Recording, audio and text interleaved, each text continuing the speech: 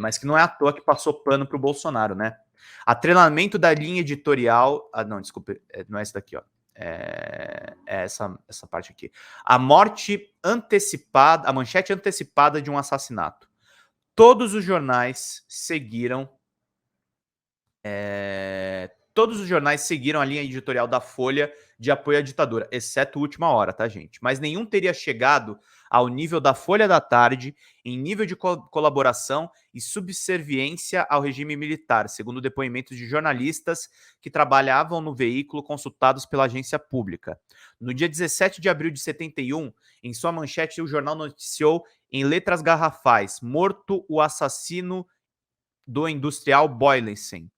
O texto da chamada informava que no dia anterior, os órgãos de segurança interna, agindo com rapidez, identificaram no dia anterior Joaquim Seixas como sendo um dos participantes da execução do empresário Boylensen, ocorrido 2 dias antes. A notícia informava que, cercado pela polícia, Seixas reagiu e acabou sendo morto no tiroteio com a polícia. O problema é que no dia anterior, vários presos viram Joaquim e Ivan, então com 16 anos, serem retirados do interior da viatura, espancados já no pátio da UBAN e depois torturados. O jornal começava a circular no dia 17, mas Seixas só morreria em consequência de choques e espancamentos por volta das 19 horas do mesmo dia 17.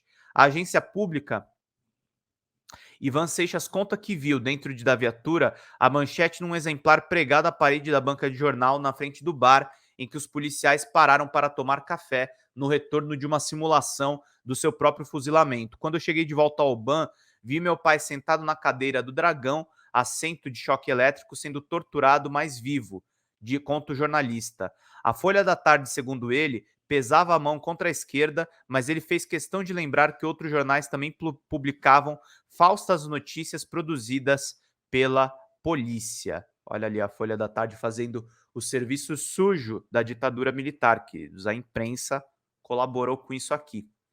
As pesquisas indicam que a Folha da Tarde se tornou no período o veículo mais próximo dos órgãos de repressão, publicando em profusão, sem o menor filtro, versões oficiais que interessavam a polícia política.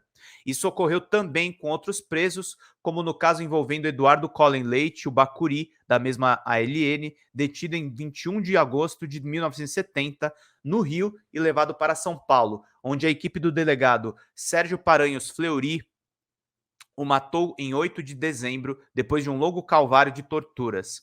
A manchete do dia 9 de dezembro de 70 não deixa dúvida sobre a posição da Folha da Tarde.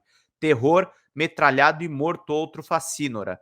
Linha de frente da esquerda armada, o militante havia participado do sequestro de embaixadores que seriam trocados pela libertação de presos políticos, entre os quais estava sua mulher, a Denise Crispim, grávida. A matéria informou que o bandoleiro morrera num conflito com a polícia em São Sebastião, no litoral sul de São Paulo. Embora seus companheiros do cárcere tenham protestado com gritos e muito barulho nas ferragens das grades quando ele foi retirado da cela em estado físico deplorável no dia 27 de outubro, 2 dias depois da falsa notícia de que teria fugido. E a Folha da Tarde se superava a cada edição na adjetivação, denominando os militantes políticos de facínoras, assassinos, maníacos e loucos. Eles faziam isso aqui, gente. A Folha da Tarde da Folha de São Paulo.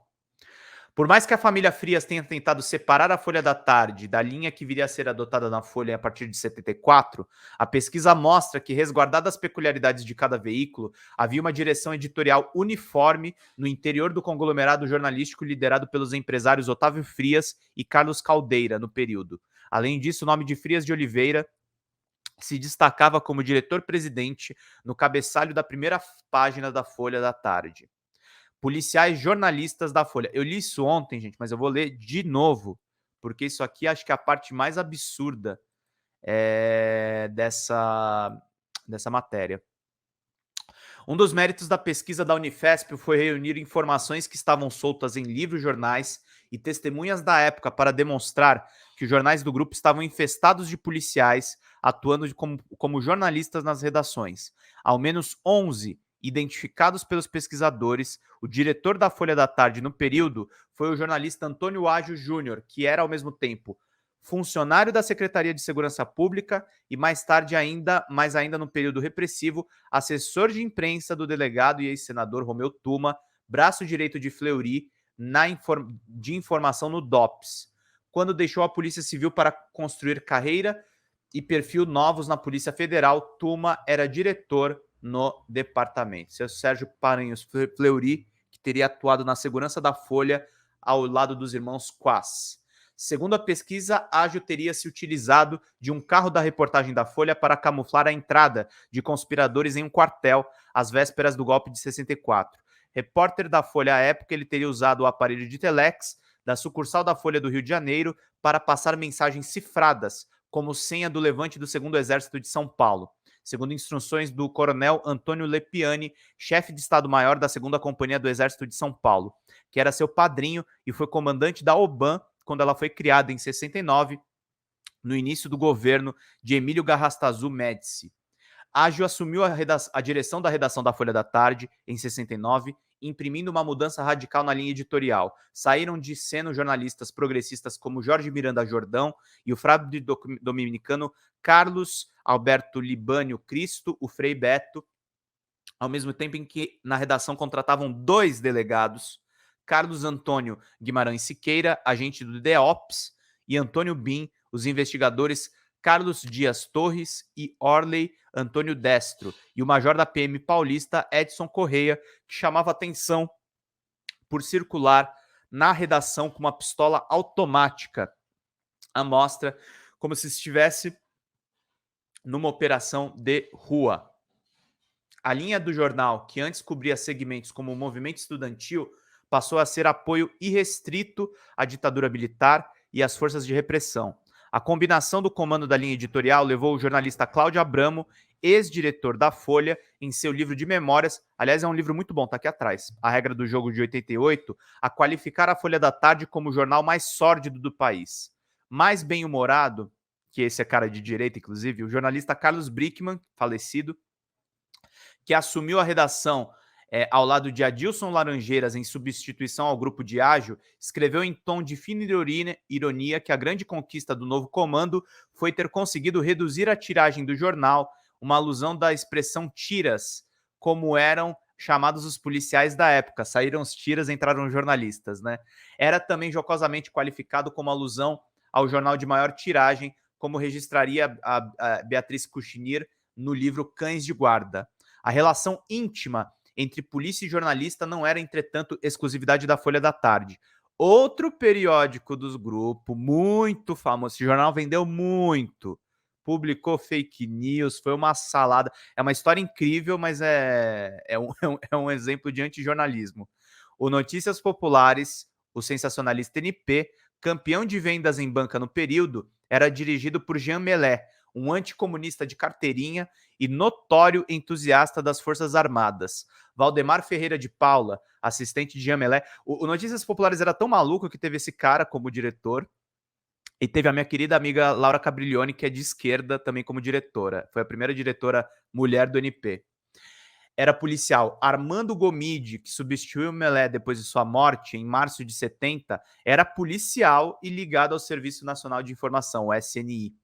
Sobre ele, segundo a pesquisa, pesava a suspeita dos próprios colegas que nas horas vagas trabalhasse como agente secreto e informante dos militares. No Departamento do Interior, correspondentes e sucursais, os DICs do Grupo Folha, o diretor era Paulo Nunes, que se dizia agente da PF. Na agência Folha, que substituiu o DICs, o comando foi entregue em junho de 72 a Luiz Carlos Rocha Pinto, delegado da Polícia Civil paulista, contratado como jornalista, tornando-se no período o principal interlocutor entre a empresa e a censura. Depois de 10 anos da agência Folhas, o departamento cujo nome depois perderia o S, Rocha Pinto foi transferido para o departamento de circulação, desligando-se do jornal só em 95. Em 2005, ou seja, 10 anos depois, ele continuava recebendo o mesmo salário, mas sem trabalhar. A pesquisa registra que quem perguntava como conseguia tal privilégio, a resposta era lacônica: eu sou herói de guerra. A partir da retaliação da LN, com sua inclusão na lista de justiçáveis, Frias mudou-se para o 6º andar do prédio em que abrigava os jornais, na Alameda Barão de Limeira, Campos Elíseos, região central da capital, e segundo a versão difundida pela Folha, conforme a pesquisa, passaria a contar com a proteção de 2 delegados do DOPS, os irmãos Robert e Edward Quast. A pesquisa mostra, no entanto, que a relação com os Quast e a Folha seria bem anterior à destruição dos carros pela ALN. Robert teria sido contratado em 61, antes, portanto, de Frias comprar a empresa, mas não apenas como datilógrafo e recepcionista de noticiários, como informou o jornal.